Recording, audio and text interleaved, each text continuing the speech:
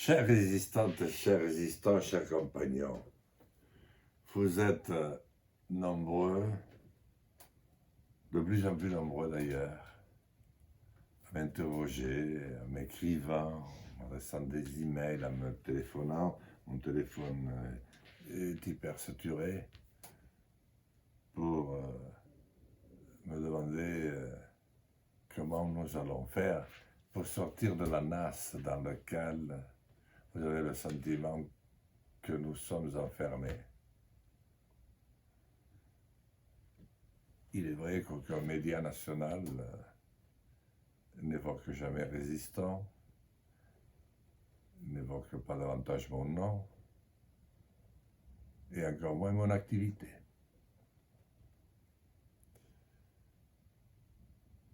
Si je m'exprime à l'Assemblée, au vu et au su de tous, bien sûr ceux qui sont dans le voient, mais personne n'en entendra jamais parler.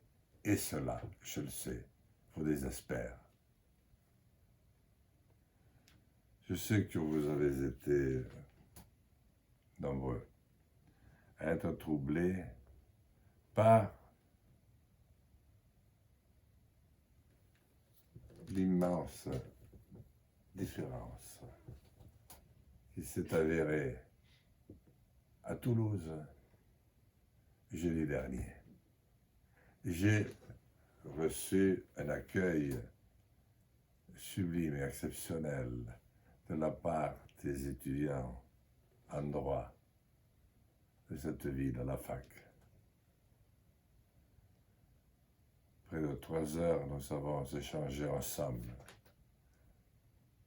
avec un niveau, dans une ambiance qui ont sidéré mes accompagnateurs. Vous m'avez invité à vous suivre dans votre bistrot habituel pour y prendre une mousse. Et vous m'avez alerté dès le lendemain. Vous étiez outrés. Les journaux avaient titré « La folle nuit de Jean Lassalle dans les bistrots toulousains ». Encore une fois, tourné en dérision, le clown, la valeur de bouteilles qui n'avaient rien à dire. Hier soir, j'ai reçu un accueil comparable de l'École supérieure nationale de commerce de France à Paris, rue de la République. Ça a été le même accueil émouvant, tellement touchant, de tous ces jeunes de toute la France. Eux avaient pris leurs précautions.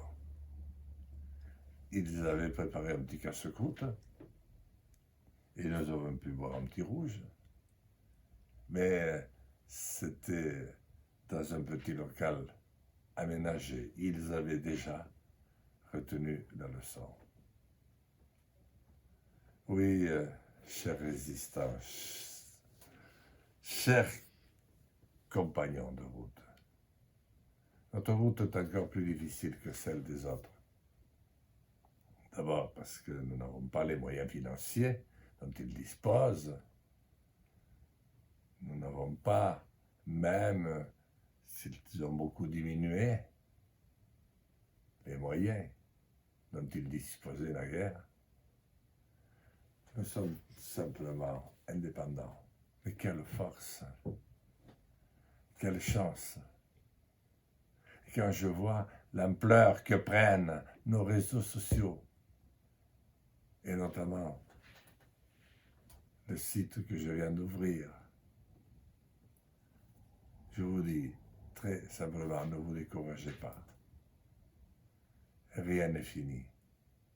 Oui, c'est sûr, c'est dur de ne jamais voir son nom mentionné sur la moindre gazette, de droite comme de gauche, du centre, enfin, Est-ce que tout cela a encore un sens? Dans aucune des télévisions, dans aucune de nos radios, moi qui les ai tous connus, près de 15 années durant, eh bien, nous allons continuer. Parce que la ferveur qui vous anime est beaucoup plus forte que le doute qui peut vous gagner de temps à autre. Mais j'ai besoin de vous, j'ai besoin que vous exprimiez, au lieu de m'écrire, écrivez sur les réseaux, faites-le savoir autour de vous. Non, cette campagne n'a rien de démocratique. Non, la France n'est plus une démocratie aujourd'hui. Non, la France n'est plus le pays du peuple souverain. Il n'est pas davantage le pays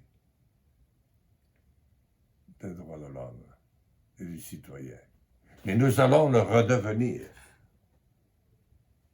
Nous allons sortir de cet engrenage fatal de la finance pour la finance, de la finance financiarisée à outrance, qui écrase tout sous sa botte, pour retrouver notre citoyenneté, qui redonnera sa raison d'être à notre peuple magnifique.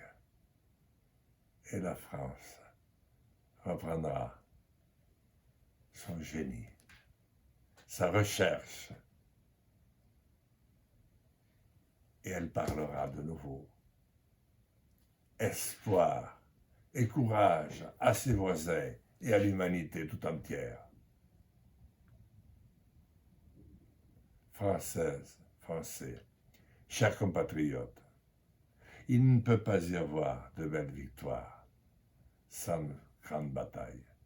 Celle que je vous propose est magnifique. Elle est inédite dans les temps nouveaux dans lesquels nous vivons. Elle est ouverte à tous ceux qui aiment par-dessus tout et à ceux qui aiment ceux qui les dépassent.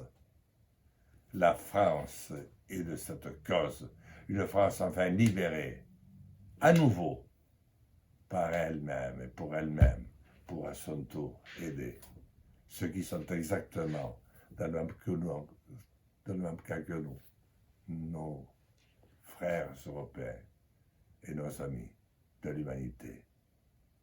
Vive la République, vive la France.